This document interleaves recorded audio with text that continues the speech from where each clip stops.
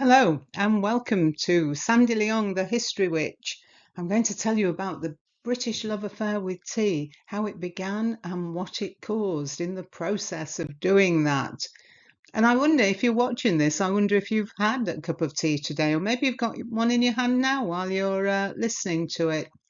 Anyway, the British love affair with tea started a long time ago. And whenever there's a problem, somebody's upset, what do the British do? Well, we usually make them a nice cup of tea. And if you woke up one morning and saw your neighbour's house had had some problems in the night, what might you do? Well, you might say, after you've gone and knocked on the door that was a bit crooked, oh dear, it looks as if you've had a few problems today. Come into my kitchen. I'll put the kettle on and I'll make you a nice cup of tea.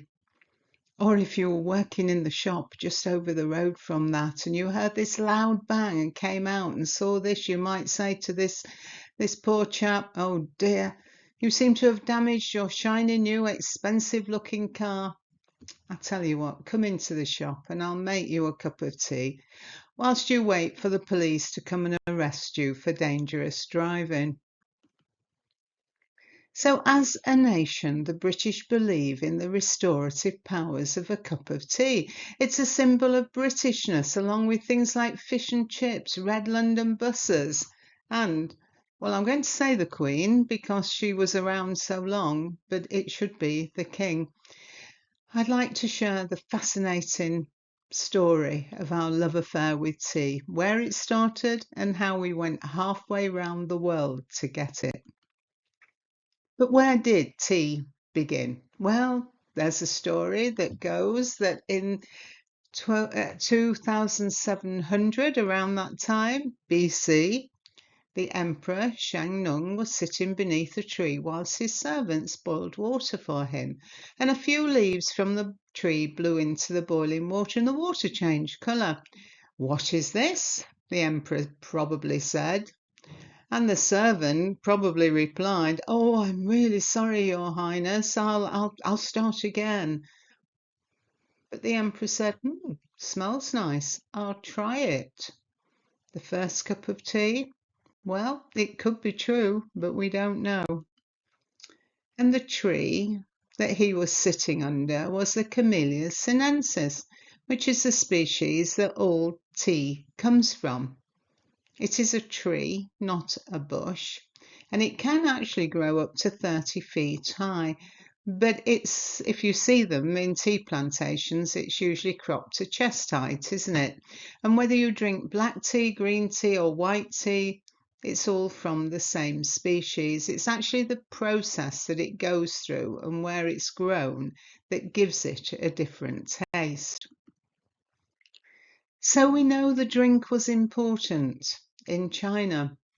In the 8th century, a chap called Lu Yu, this is his statue in China, he wrote the first book entirely about tea. Lu Yu said tea symbolized the harmony and mysterious unity of the universe. He was certainly on a higher plane than most of us when we stagger into the kitchen in our pajamas when we've just got up and put a tea bag into a pot mug. The book was called The Cha Ching, and it contains all you need to know: how to grow it, pick it, process it, and even how to make a perfect cup of tea. It is available on a popular internet store. I do have a copy. It's in translation. It's, well, shall we say, not that interesting. But before Lu Yu wrote this book, the Japanese had visited China and taken tea back to Japan.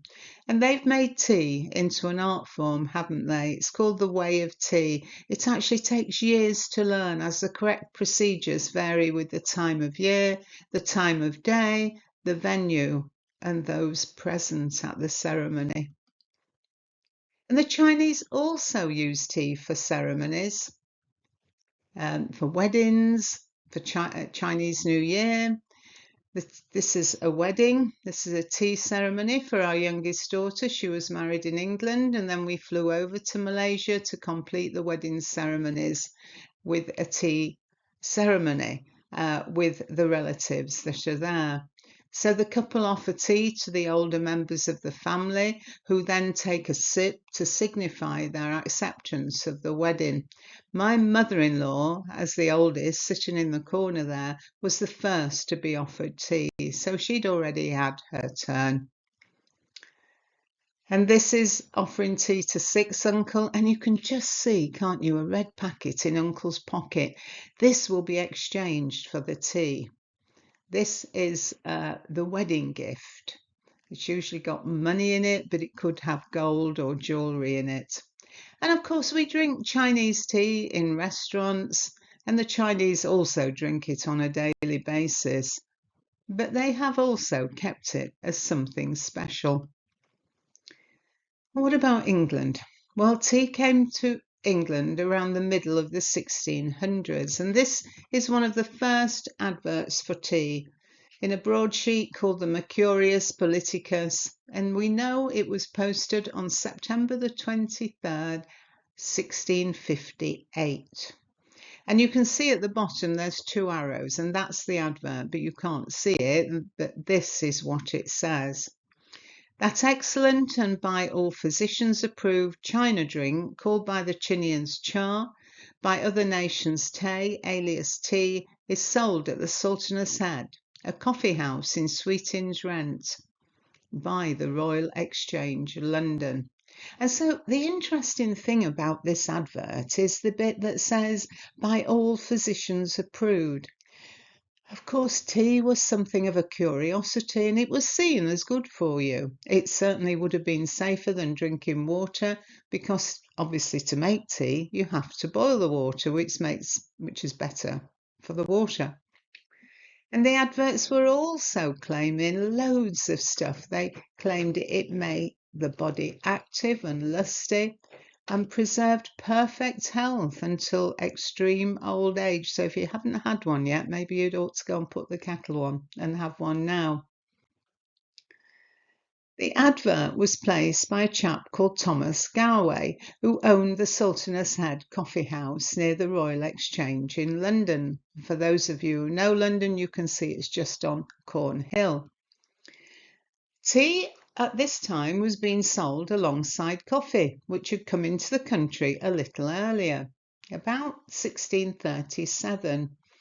And these coffee houses, this is a painting of what it's thought they would have looked like, were very popular with men who went there to do business and exchange ideas. The entrance was a penny, and for that you got a cup of coffee or tea. Later on they added chocolate to their menu, drinking chocolate.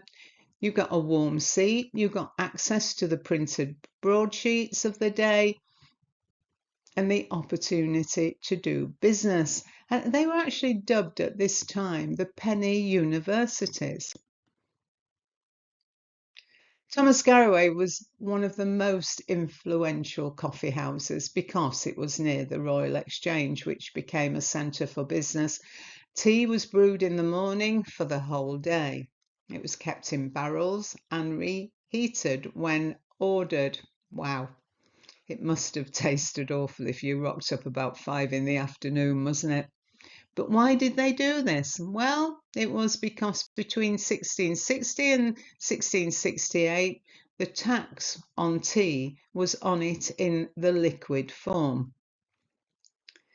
In 1662, 4 years after Garraway's advert, Charles II married the Portuguese princess Catherine of Braganza. She was said to be a tea addict. Portugal had had tea before England, and she's said to have brought 2 ounces of tea with her. It's not much for a princess, isn't it? But her love of tea, drinking tea, established it as a fashionable drink at court, and then for the wealthy, because tea was very expensive. It was a luxury item. Records show in 1685, so that's almost 20 years later, it was still very expensive. And then in 1664, 2 years after the royal marriage, the East India Company's records show the first big order of tea from China, £100. This is a painting of the East India Company's headquarters in Leadenhall Street in London. It's no longer there. In 1684, the East India Company got permission from China to trade from the port of Guangzhou, importing silk, porcelain, tea. The British were mad about all three of those, and the East India Company really wanted to trade with China, but the Chinese weren't bothered about developing good trade relations because China had got no need of the Western goods, and so the English had to pay with silver. Actually, Charles II, when he came to the throne, tried to control the growth of tea drinking, and several acts were made forbidding sale in private houses. He was actually doing it to design sedition. But it was so unpopular, it was impossible to enforce. He was worried that these coffee houses may be a place where there could be a plot. Remember, his dad had his head chopped off, and actually it's thought that the plot to get Charles II back on the throne was done in a coffee house. So you can see why he was a bit neurotic. And then in 1676, he did pass an act that taxed tea and made coffee houses apply for a licence. And this was the start of the government attempts to control and to profit from the popularity of tea in Britain. By the mid-18th century, the duty on tea had actually gone to 119%, eye-watering. Heavy taxation had the effect of creating a whole new industry. People couldn't afford it. They didn't want to pay that dreadful price. So what did they do? Well, they started smuggling it, of course. Everybody wanted to drink tea now. Few could afford it. And so this thriving smuggling trade began. And it's said people actually left their jobs to go smuggling. It was estimated at this time that more tea was being smuggled into the country, this is during the 1700s, than was legally imported. £7 million smuggled to £5 million legally imported. And actually this led to the adulteration of tea becoming more rife. It was going on anyway, but now it got worse. And it was a big problem. Leaves from other plants were put there. They put used tea leaves in, which is not a problem if you often use a tea bag twice. Gets a bit tasteless though, doesn't it? But of course the colour wasn't great. So to improve the colour, they added sheep's dung and poisonous copper carbonate. Can you imagine? And this is the first page of a pamphlet warning against the adulteration of tea that you can see, smuggling in general and the adulteration. And another problem was the health debate that actually raged from the beginning of tea coming into the country. I've told you in the 1600s, great health benefits have been claimed. Remember, they keeps the body active and lusty to old age. But now, with more of the, shall we say, the lower classes drinking tea, there was a growing worry about the excessive drinking of tea wouldn't be good for them. It almost seems that they felt they weren't posh enough for tea. In 1706, a French doctor called Montpellier had written a book and it was translated into English. And it had this really snappy title, Wholesome Advice Against the Abuse of Hot Liquors. And the targets were coffee, tea, and chocolate. It said moderate consumption was okay, but an excess of hot drinks caused the blood and insides to heat up. And excess heat was the most common cause of death. And you can actually see where they're coming from, I suppose, because there was no antibiotics then. And if you've got a temperature or a fever, you could possibly be on your way out. And this went on through the 1700s. In 1748, John Wesley, this guy here, preached against tea. He thought it was bad for the health. He'd actually drunk it, but he gave it up. And he classed it with alcohol, tobacco, and snuff. And he urged people to drink infusions of English herbs like sage or mint instead, and give the money they'd saved in buying tea to the poor. And so we'll see some prominent figures of the time were for it and some were against it. And so tea was causing controversy in many areas. The smuggling had affected the East India Company's profits. They decided to export tea directly to the Americas as a result, which was still a British colony. But the people there were unhappy about the tea tax that had been passed in 1773 without any consultation with them. They weren't represented in the English Parliament. Taxation without representation, they said, was a problem.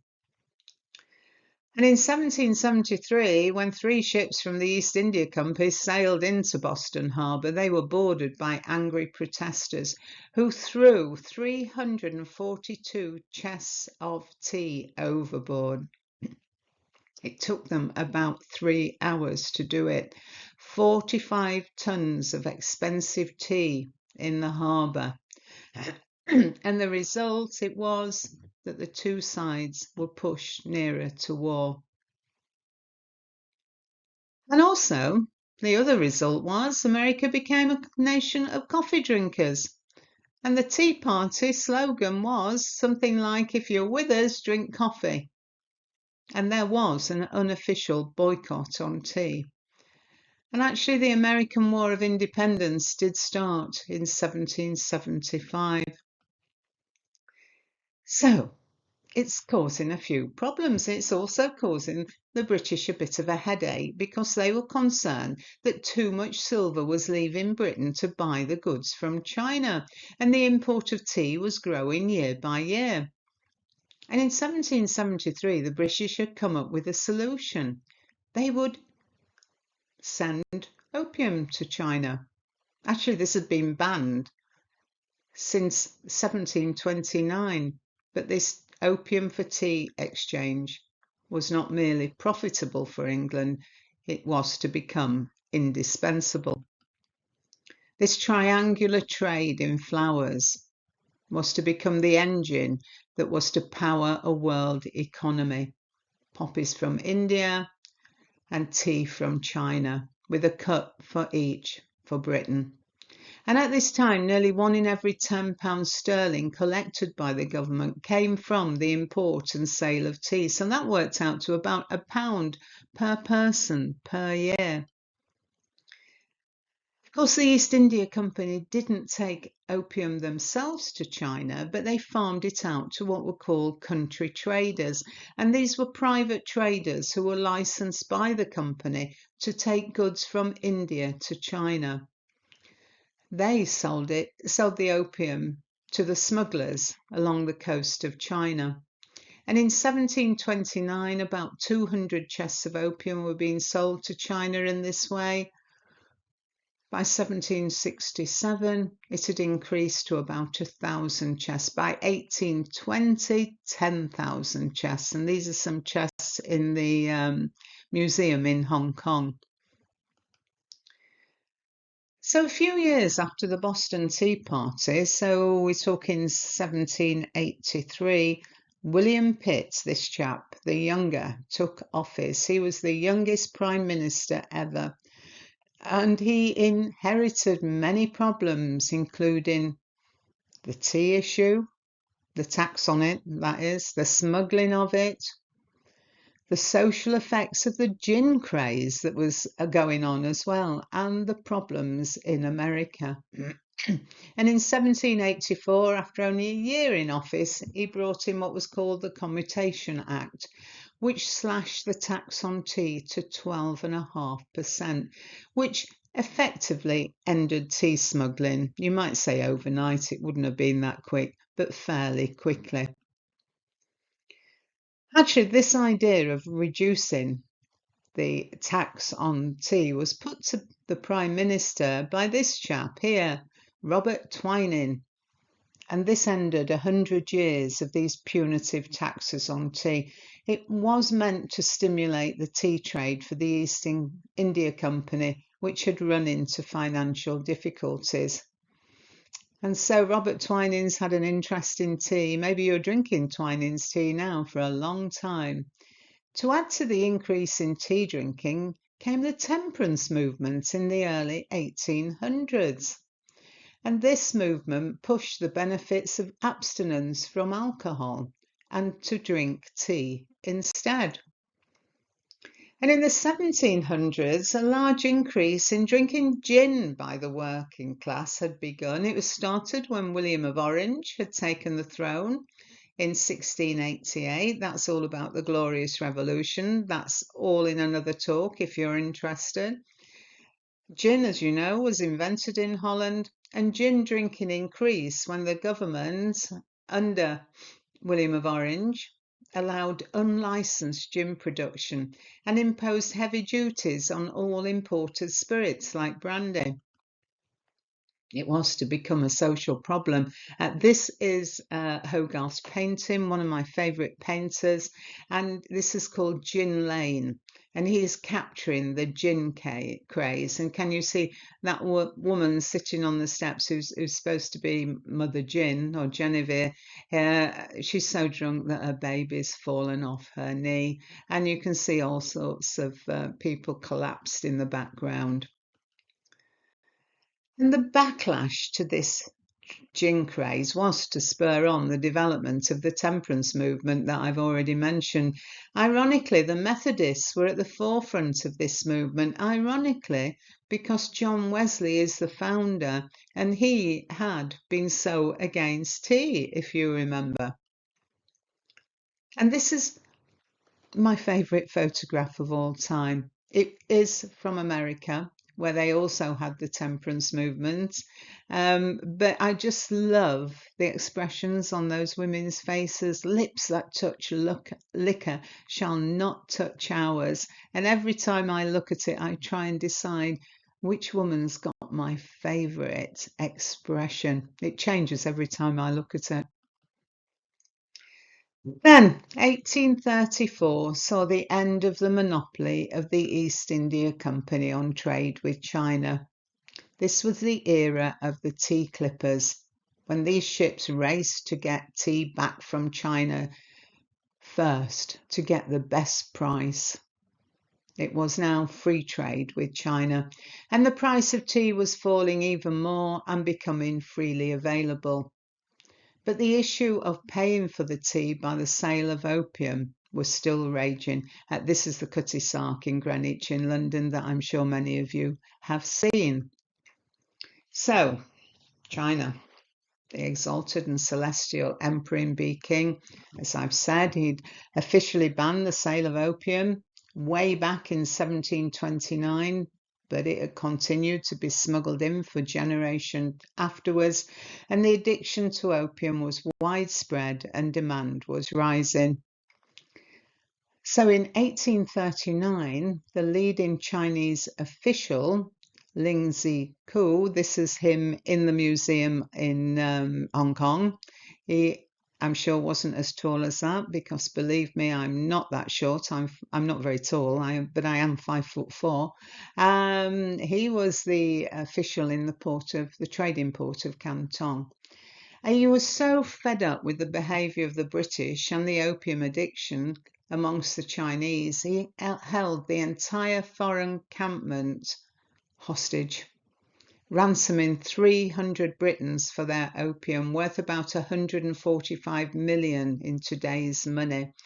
And when the opium was surrendered, Li Zhenku ordered it all to be spoilt.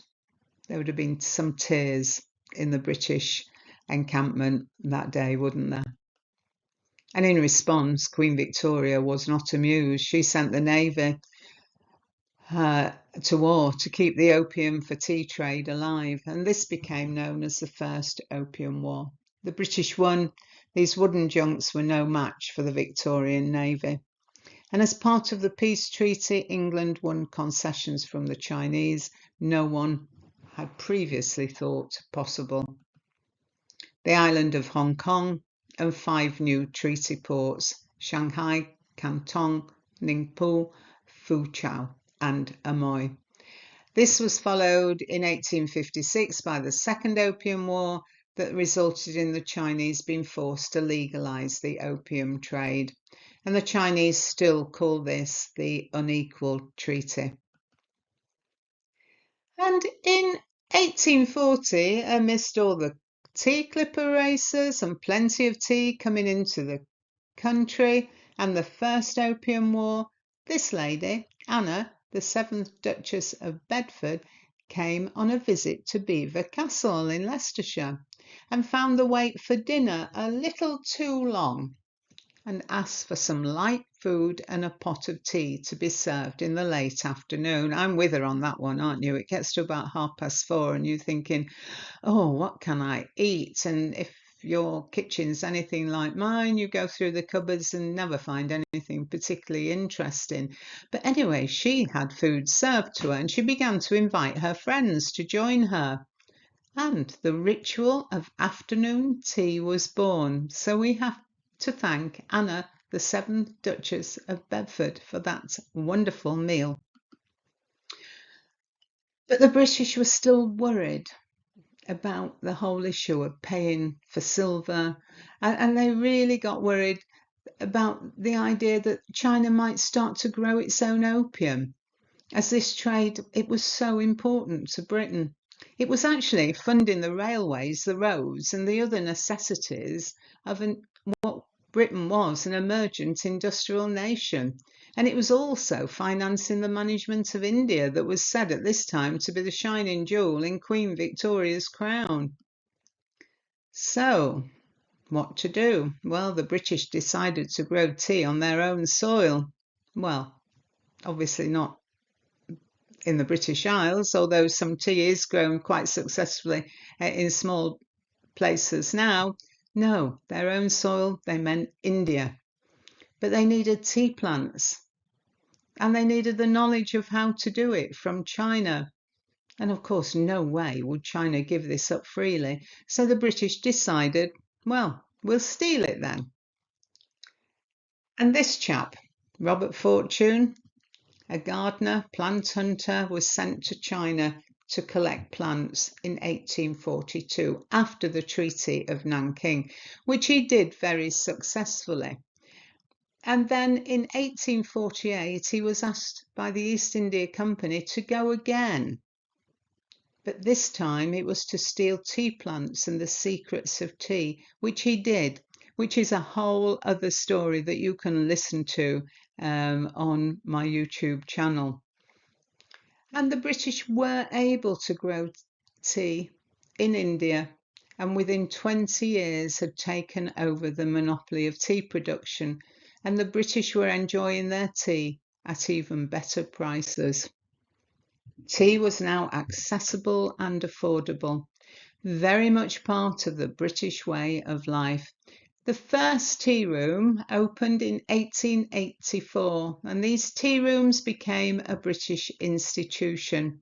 They were very popular because they were a place where a woman could get a cup of tea served by a waitress in uniform and go there without a chaperone. Can you imagine having to have a chaperone? I sometimes think I could do with a carer, but not a chaperone.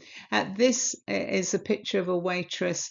I think it's around 1920. It was the earliest one I could find. And they were called nippies because they had to nip between the tables very quickly.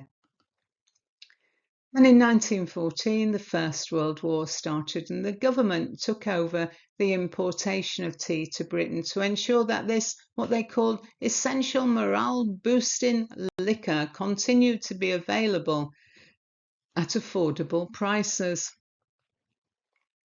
And the Second World War started in 1939, and this time tea was rationed. It was rationed between 1940 and 1952. The government said that the people needed three things to get through the war. They needed food, fuel, and tea. And so all of those were rationed. And it was thought so important that stocks of tea were moved around the country so that if one got bombed, then there was some in different places. But I just have to go back to before the First World War to 1908. This chap, Thomas Sullivan, a New York tea merchant, he actually invented the tea bag by accident. He sent tea samples to his customers, normally in small metal tins. But then his wife said, "Why don't you just send them in small silk bags? I don't know, maybe it'd be more convenient, maybe take up less space, maybe it was cheaper." And some people, when they received them, assumed that they should put these small silk bags in the teapot. And then they complained to him that the tea didn't soak through, it didn't work. So he made them out of gauze and then paper. The UK wasn't overly keen, and World War II stalled the adoption of using them because of the shortage of materials. But in 1950s, when all manner of household goods were being promoted, the tea bag started to gain popularity, and you can see the different types of tea bag there on the slide. The British love affair with tea can be summed up by this song from Come Out of the Pantry, the film Come Out of the Pantry in 1935. And I just love this. It says, every nation in creation has its favourite drink. So France has got wine, Germany's got beer, Turkey's got really good coffee, Russia's got vodka. But what have we got in England? Well, we've got tea. And the factories may be roaring with a boomalaka zoomalaka wee, but there isn't any roar when the clock strikes 4. Everything stops for tea. That is so true. What is it about tea? The tea break is enshrined in British law. And I think what's interesting over in England, in Britain, we will often say, "Oh, shall we have a tea break?" We put the kettle on, then we make a cup of coffee, even though we call it a tea break. It's actually tea has driven the British Empire. It started wars, the Opium War, possibly the American War of Independence. It seems that it has won us 2 world wars because we continued to be able to drink tea. The British still think it's the answer to any problem or upset. And did you know the British drink 60 billion cups of tea a year? And if you're not from Britain and you're watching this, then I have to tell you, we also think that no other country can make a decent cup of tea. If you're out and about in an airport, there's some British people around, you might hear a conversation that goes like, "I can't wait to get home to have a decent cup of tea." When I ordered a cup of tea in the restaurant in wherever we were, do you know what they did? They gave me a cup of hot water with a tea bag on the side. Oh, horrors. Anyway, long may the British love affair with tea continue. And I suggest maybe that you should leave and go and put the kettle on and make a nice cup of tea. But as you do that, could you also subscribe to my channel? I would really appreciate it, because life is like a cup of tea. It's all in how you make it. Thank you. See you again soon.